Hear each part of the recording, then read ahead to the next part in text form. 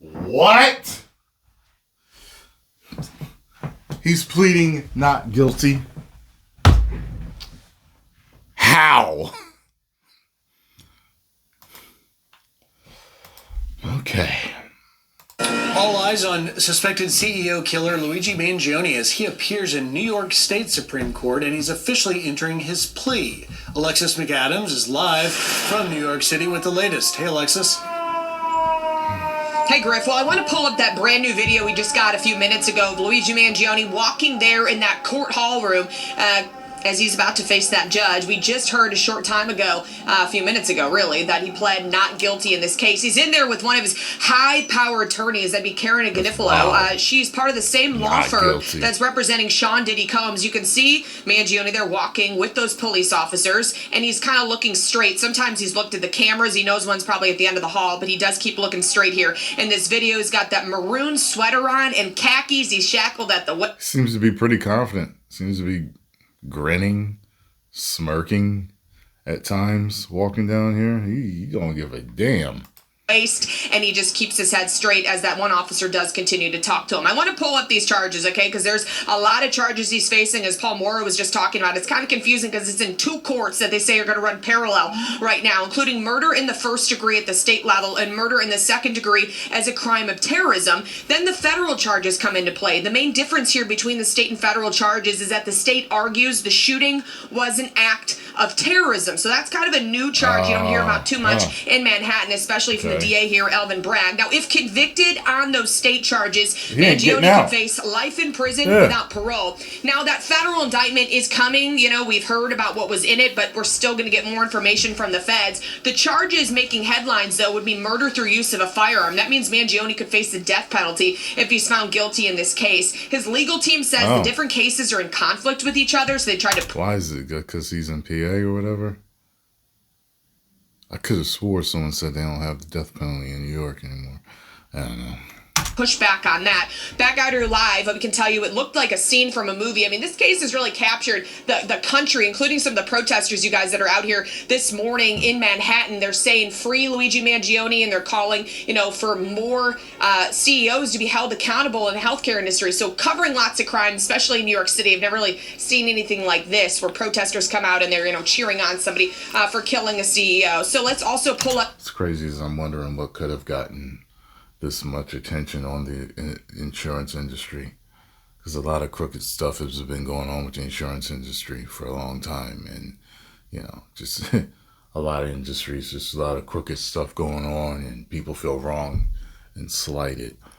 And I know that these companies have been behind people, you know, not being able to receive the care that they need, and you know, losing their lives, unfortunately.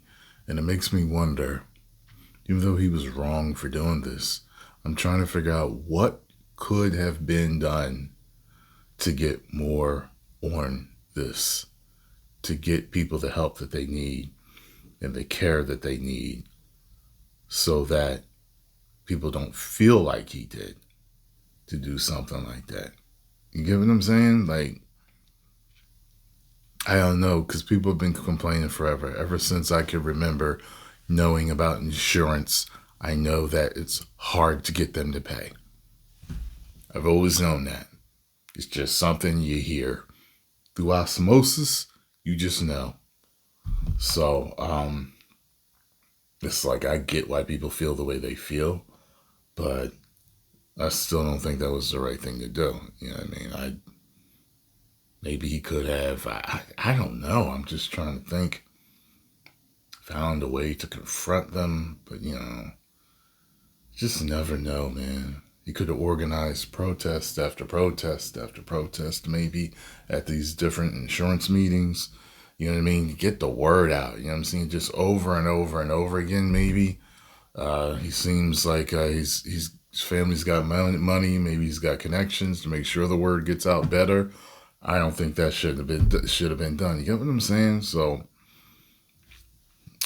up that shooting video. This is how it all started earlier, last month. Police say Mangione planned this attack for months. He was waiting there, as you can see, for the United Healthcare CEO Brian Thompson outside of a hotel in Midtown Manhattan, and then opened fire. The gun he used, according to investigators, was printed on a 3D printer, so that could bring some more charges too. The dad of two was in town for a work conference. He got a feel for his family. Brian Thompson, he's from Minnesota, he's from the Midwest. He has two kids in high school out there. His poor wife gets a call that... See, I always thought that 3D printers were used to make models of things. I didn't think that you could literally make a working gun or working machine, so to speak, from a 3D printer. I didn't know that. Says your husband's not coming home, and that was right around the holidays, as we know. So Mangione knew the conference that was happening. That's why Thompson was in town, and that was all written in his manifesto. Back out here live, we'll keep a close eye on exactly what's happening in that courtroom, Griff. And Alexis, it's just stunning that there are protesters there supporting Mangione in this. How many, just roughly, would you say there are? Dozens? Hundreds? 50? Yeah, about a dozen. Yeah, about a dozen or so. I'm just trying to think of, like, if it was a friend of mine. I got a buddy, he's got some back problems. He used to work for Verizon at one point, and he was in an elevator and some stuff happened and it messed up his back. And I'm like, I'm thinking of my friend. Like, I know him. Like, it's like, if I found out that he did this because he wasn't getting enough protection, I'd be like, yo, man, what are you doing? Like, it wouldn't feel justified. You know what I'm saying? And I know a lot of people feel it's justified because it's like you in charge of this company, which denied who knows how many people care and could have possibly led to their deaths and did. So I'm just like,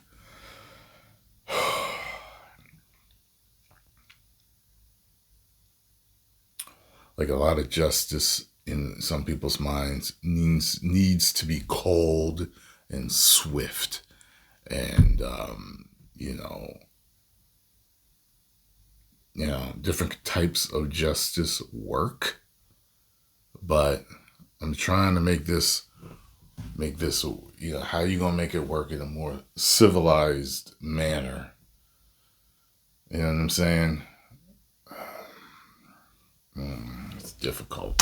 So, there might be more people coming, in the next couple of hours, but it's freezing out here, so they wanted to be here, I guess. Well, Alexis McAdams live for us outside the courthouse. We'll check in with you later as news develops. Thank you, Alexis.